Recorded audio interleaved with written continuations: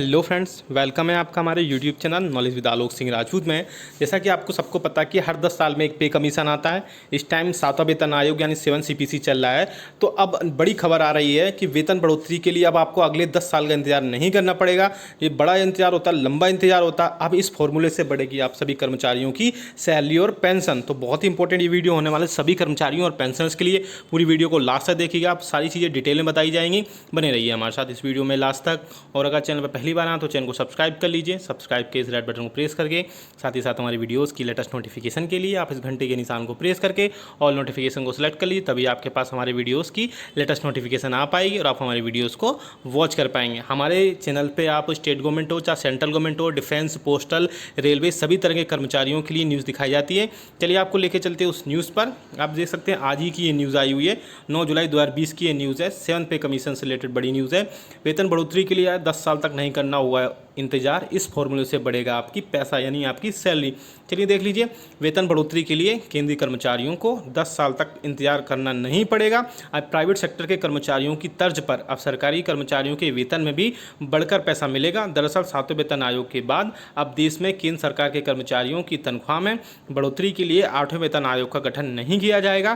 केंद्रीय कर्मचारियों के वेतन में बढ़ोतरी के लिए फरवरी 2014 में गठित 7वें वेतन आयोग की सिफारिश 1 जनवरी 2016 से पूरे देश में लागू है। अब ऐसे में सवाल यह पैदा होता है कि यदि सरकार केंद्रीय कर्मचारियों और पेंशन भोगियों के वेतन और पेंशन में बढ़ोतरी के लिए 8वें वेतन आयोग का गठन नहीं करेगी तो फिर इन केंद्रीय कर्मचारियों के वेतन में बढ़ोतरी का फॉर्मूला क्या होगा। तो आप देख सकते हैं वेतन बढ़ोतरी के लिए 10 साल तक अब नहीं करना है इंतजार।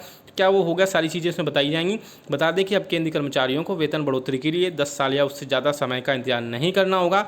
सरकार प्राइवेट की तर्ज पर केंद्रीय कर्मचारियों की वेतन हर साल बढ़ोतरी कर सकती है। इसके लिए सरकार की ओर से एक समिति का गठन कर बाकायदा एक पैरामीटर तैयार किया जा रहा है।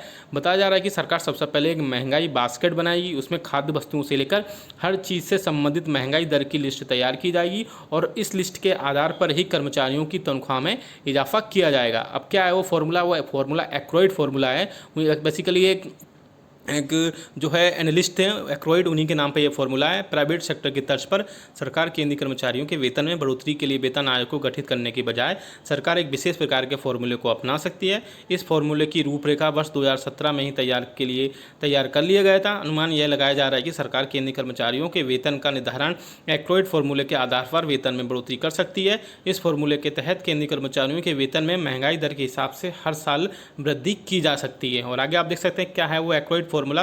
दरअसल यह फॉर्मूला वॉलेस रूडेल एक्रोइड ने तैयार किया था। उनका कहना है कि भोजन और कपड़ा आम आदमी की बुनियादी ज़रूरत है और इनकी कीमतों में बढ़ोतरी के अनुपात में ही कर्मचारियों के वेतन में भी बढ़ोतरी होनी चाहिए। 7वें वेतन आयोग के अध्यक्ष जस्टिस ए के माथुर ने अपनी सिफारिश में इस बात का जिक्र किया है कि हमने वेतनमान को एक्रोइड फॉर्मूले के तहत तय करने की कोशिश की है, जिसमें लिविंग कॉस्ट को ध्यान में रखा गया है। उन्होंने यह भी कहा था कि सरकार को हर 10 साल में वेतन आयोग का गठन कर वेतन बढ़ोतरी नहीं करनी चाहिए। यही वजह है कि सरकार इस फॉर्मूले पर विचार कर रही है। क्या 7वें वेतन आयोग हो सकता है आखिरी वेतन आयोग? तो उसी के रिगार्डिंग ये भी है कि केंद्रीय कर्मचारियों के वेतन में बढ़ोतरी के लिए सरकार ने 7वें वेतन आयोग का गठन फरवरी 2014 में किया था। पूर्व के यूपी सरकार के कार्यकाल में केंद्रीय मंत्रिमंडल ने 28 फरवरी 2014 को 7वें वेतन आयोग की रूपरेखा को मंजूरी दी है। इस संबंध में वेतन भत्तों और अन्य सुविधाओं को ध्यान में रखकर रूपरेखा तैयार की गई थी। इसमें औद्योगिक और गैर औद्योगिक केंद्रीय कर्मचारी, अखिल भारतीय सेवाओं के कर्मी, केंद्र शासित प्रदेशों के कर्मी, भारतीय लेखा परीक्षण विभाग के अधिकारी एवं कर्मी, रिजर्व बैंक को छोड़कर संसद अधिनियम के तहत गठित नियामक संस्थाओं को सदस्यों तथा सुप्रीम कोर्ट के अधिकारियों एवं कर्मचारियों को भी शामिल किया गया है। तो आप देख सकते हैं वो फॉर्मूला बेसिकली एक्रोइड फॉर्मूला, जिसमें आदमी की जो फूड और कपड़ा है यानी क्लोथ्स है, जो रहने और खाने की चीज़ें, उसके बेसिस के साथ पर जो आपकी सैलरी कटेगी और बढ़ेगी, इसमें पेंशनर्स को भी शामिल किया गया है। तो बहुत ही इंपॉर्टेंट ये वीडियो था। अच्छा लगा लाइक करिएगा और हमें कमेंट करके जरूर बताइएगा कि आप भी चाहते हैं कि आपकी सैलरी हर साल जरूर बढ़े। तो उसी के लिए इस वीडियो को लाइक भी करिएगा और चैनल को सब्सक्राइब भी करिएगा। मिलते हैं आपको नेक्स्ट वीडियो में। Thank you so much.